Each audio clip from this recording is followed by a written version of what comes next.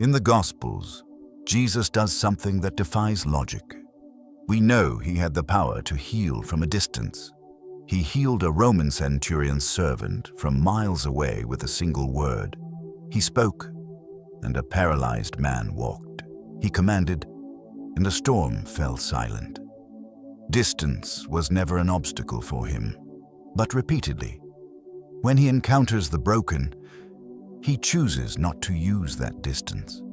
When a leper falls at his feet in Matthew 8, when a widow's son is being carried to his grave in Luke 7, when a 12-year-old girl lies dead in Mark 5, when a woman who has been bleeding for 12 years pushes through the crowd just to touch the hem of his robe. In Mark 5, every single time, before he speaks the miracle, he does something every religious leader of his time was strictly forbidden to do. He reaches out, he touches the untouchable, the lepers nobody could approach, the corpses that made you ritually unclean, the bleeding woman that 13 centuries of Mosaic law had isolated. He touched them all, deliberately, repeatedly, as if it was part of the cure itself. For 2,000 years, theologians have called this compassion a beautiful metaphor for God's love. But what if it wasn't just a metaphor? What if he was doing something biologically precise? Take a breath.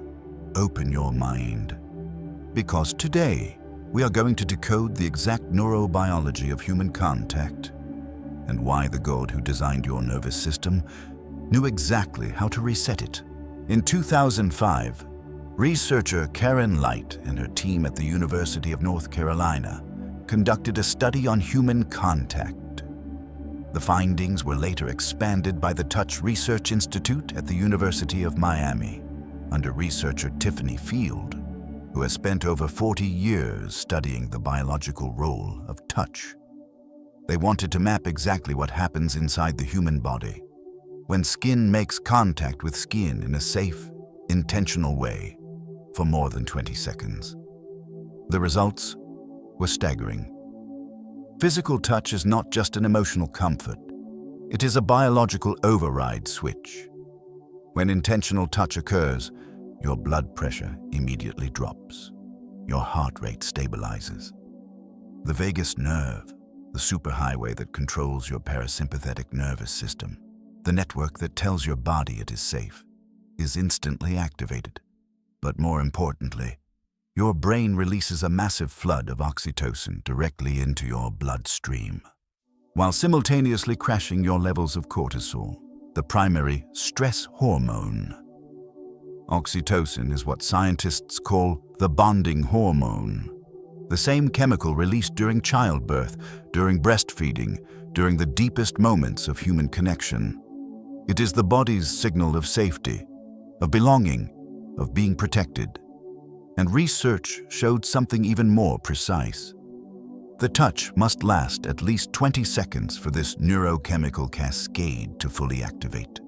A handshake doesn't do it. A pat on the shoulder doesn't do it. Your body knows the difference between courtesy and contact. Think about what that actually means. Human touch is an active chemical intervention. It is the body's fastest mechanism to signal to the brain that the trauma is over, that the environment is safe, and that the nervous system can finally stop fighting for survival. Without physical contact, a human being becomes trapped in biological isolation. The cortisol stays high. The vagus nerve never deactivates the threat response. The trauma loops, and the body literally breaks down from the inside out. You're not just wired to appreciate touch. Your architecture requires it to survive. Now read the Gospel of Matthew chapter 8 with the science in mind.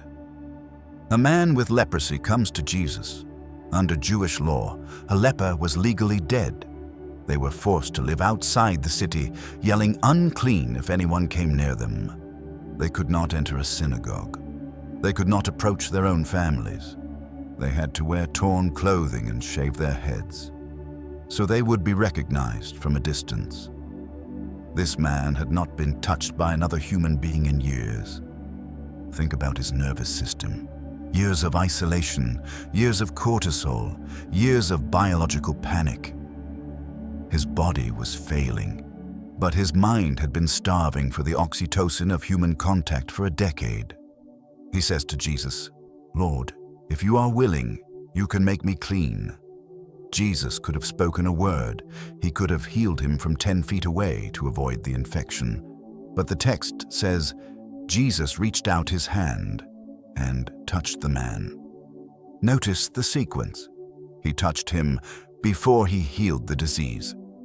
Before the divine miracle came the biological miracle. The vagus nerve activated. The cortisol dropped.